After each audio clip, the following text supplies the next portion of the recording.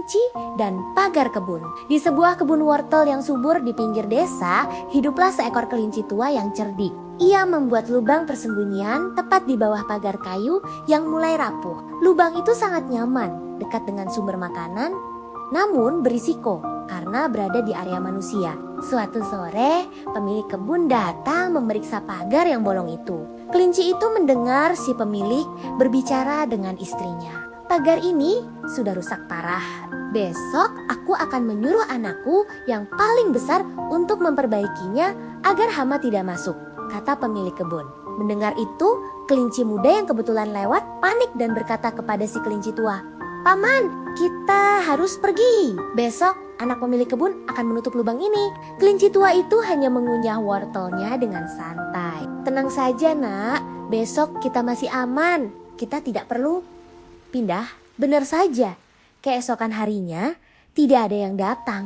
Anak pemilik kebun sibuk bermain dengan teman temonia dan lupa akan tugasnya. Beberapa hari kemudian, pemilik kebun datang lagi dan melihat pagar itu masih rusak. Ia tampak kesal.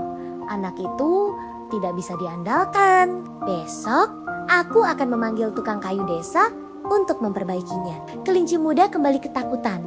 "Paman, sekarang pasti gawat. Tukang kayu itu ahli. Kita harus lari." Lagi-lagi kelinci tua menggeleng. "Tidak usah buru-buru. Tidurlah dengan nyenyak. Besok tidak akan ada yang datang." Dan benar saja, keesokan harinya tukang kayu tidak datang karena mendapat proyek lain yang lebih besar di kota sebelah. Seminggu berlalu, pemilik kebun datang kembali. Kali ini wajahnya merah padam karena marah. Melihat pagarnya masih menganga dan wortelnya habis dimakan, ia tidak lagi berbicara pada istrinya atau menelpon tukang. Ia mengambil cangkul dan palu, lalu berkata pada dirinya sendiri dengan suara tegas, "Cukup sudah menunggu orang lain.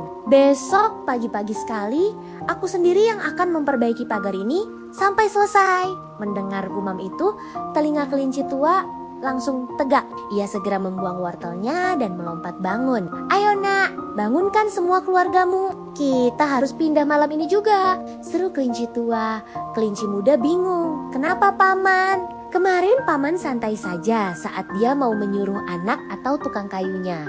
Kenapa sekarang paman takut?" Kelinci tua menjawab sambil berkemas selama dia berharap pada orang lain untuk menyelesaikan masalahnya. Pekerjaan itu hanya wacana, tapi hari ini dia tidak lagi menyuruh orang lain. Dia sudah berniat menggunakan tangannya sendiri. Jika seseorang sudah sadar bahwa hanya dirinya yang bisa menyelesaikan masalahnya, maka hal itu pasti akan terjadi. Malam itu juga para kelinci pindah ke hutan. Dan benar saja, saat matahari terbit, pemilik kebun sudah sibuk memalu pagar itu sendirian hingga tertutup rapat.